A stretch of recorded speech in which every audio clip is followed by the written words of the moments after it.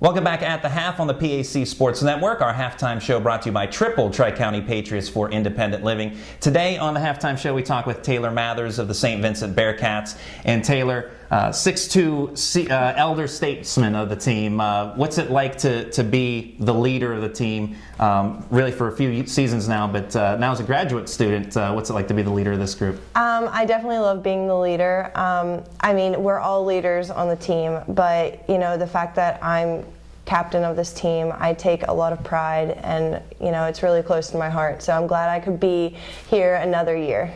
Now, Jessica Welch and Allie Schmidt, a pair of seniors who I'm sure help you in that leadership role. How invaluable are they in terms of what they do for the team, both on and off the court, as leaders? Oh, absolutely. They are, you know, on the court, they lead by example. They're very vocal. They talk to the team. They lead. It's endless what they do, yeah. Now, as you mentioned, you're a graduate student here at St. Vincent, so you have that extra year of eligibility that you're able to use now as a grad student. How much fun is it to be back for another season? It's so much fun. I wasn't expecting it. It was actually a last-minute call. But after my concussion that I ended last season with, and I didn't really get to finish out the season, I decided that I couldn't quit. I needed to, you know, come back and redeem myself a little bit. So here I am, and I'm glad I have this extra year for that. Yeah, tell us about what led to your decision. Obviously, that late season playoff concussion essentially played a role in that. Was it specifically that, or maybe a couple of different things that played into that? Well, I felt very just incomplete. I didn't complete my time here. I also felt incomplete being that I didn't play my freshman or sophomore year. So being a junior and having my first year, and then the next year was my last year. It was very quick for me, and I didn't want my time at St. Vincent on the basketball team with these great girls to be over just so soon. And going back to your freshman and sophomore years here at St. Vincent, why did you decide not to play basketball? Well, I came in, I didn't get recruited, I was just sort of a walk-on. They didn't really know anything about me. And I wanted to play, I wanted to come to St. Vincent, so I did.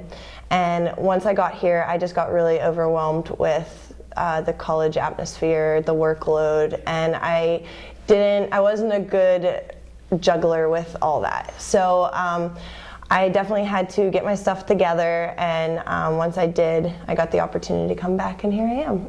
And what led to you making your return? Did you have some conversations with Coach Petruska, or how did that exactly come Yeah, we were actually down in the fitness center, and we just ran into each other, and he was always very friendly, and he said, you know, there's always a spot on the team for you if you ever wanted to come back, and I said, I might take you up on that.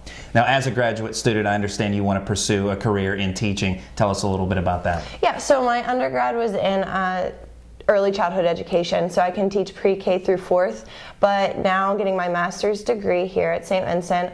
In August, I'll graduate with a master's in special education, and currently I'm teaching we have a manager on the team, his name is Nick, and he is a student that I'm teaching here at St. Vincent. I helped write a grant and kind of form a program that we are bringing onto the campus called the St. Vincent Transition Program. It's for students who just graduated with disabilities, who just graduated from high school to the age 21. So we're helping them with, you know, independent living and just skills that they're going to need to live on their own or to the best that they can. And this year is the first year we kind of put that on the road, and so I teach Nick, who is my one student, and he's kind of our little test subject right now.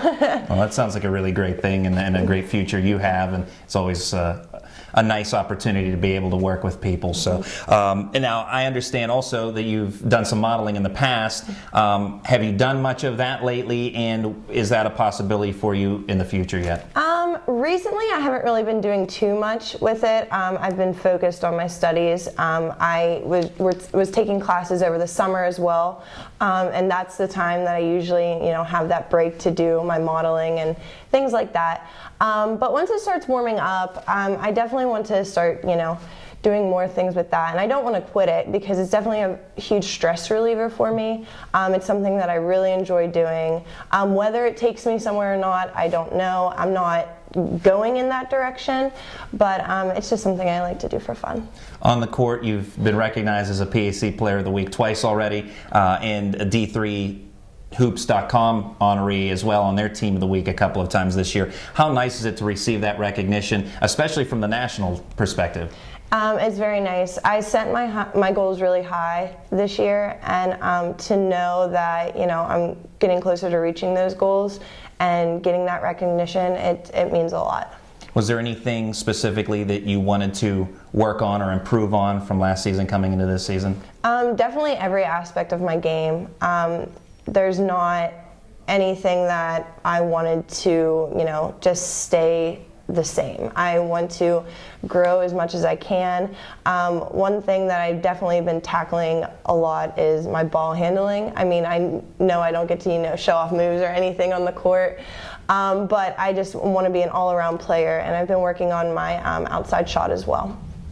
Big week ahead for the St. Vincent Bearcats tonight, taking on W&J, on Saturday against the Thomas More Saints. So along with St. Vincent, two of the other top teams in the conference.